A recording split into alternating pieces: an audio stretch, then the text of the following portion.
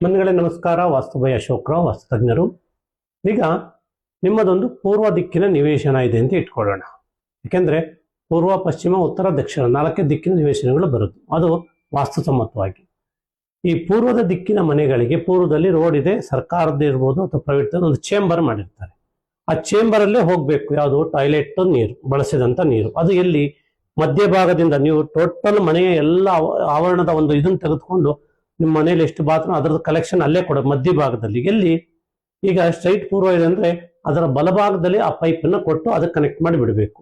ಇನ್ನೊಂದು ಪೈಪ್ ಎಲ್ಲಿರ್ಬೇಕು? ನಿಮ್ಮ ಮನೆಯಲ್ಲಿ ತೊಳೆದಂತ ನೀರು, ಬಳಸಿದ ನೀರು, ಮಳೆ ನೀರು ಪೂರ್ವ, ಈಶಾನ್ಯ, ಮಧ್ಯದ ಅದರ ಪಕ್ಕದಲ್ಲಿ 2 ಪೈಪ್ ಆಗಿ ಡಿವೈಡ್ ಆಗಿ ಹೋಗ್ಬೇಕು. ಆಗ ಏನಾಗುತ್ತೆ ಅಂದ್ರೆ ಎಂತ ಸಮಸ್ಯೆಗಳಿದ್ರು ನಿಮ್ಮ ಎಲ್ಲ ಸಮಸ್ಯೆಗಳು ಅರ್ಧ ಅಲ್ಲಿ ತೊಳೆದು ಹೋಗ್ಬಿಡ್ತದೆ.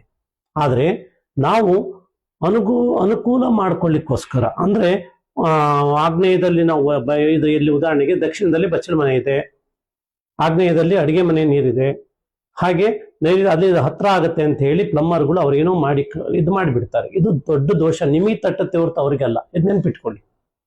ಆಗ ನೀವು ಇದರಿಂದ ಒಳ್ಳೆ ಫಲ ಬರಬೇಕು ಅಂತಂದ್ರೆ ಎಲ್ಲಾ ನೀರನ್ನು ಒಂದು ಕಡೆ ಇದು ಮಾಡಿಕೊಂಡು ಅಲ್ಲಿ 2 ಡಿವೈಡ್ ಮಾಡಿ ಕೊಡೋದ್ರಿಂದ ನಿಮ್ಗೆ ಉತ್ತಮ ಫಲ. ಮನೆಯಲ್ಲಿ ಆರೋಗ್ಯ, ನೆಮ್ಮದಿ, ಹಣಕಾಸು ಉಳಿತದೆ, ಆರ್ಥಿಕವಾಗಿ ನೀವು ಸ್ಟ್ರಾಂಗ್ ಆಗ್ತೀರಿ, ಮತ್ತೆ ಆರೋಗ್ಯವಂತ ಜೀವನ ನಡೆಸ್ತೀರಿ. ಮನೆಯಲ್ಲಿ ಯಾರೂ ಆಗಾಗ ಕಾಯಿಲೆಗಳು ಬೀಳಲ್ಲ, ಅಂದ್ರೆ ಗುಪ್ತ ರೋಗಗಳು ಬರೋದಿಲ್ಲ. ಇದು ಎಷ್ಟು ಜನಕ್ಕೆ ಸರಿ ಅಂತ ಅನ್ಸುತ್ತೆ?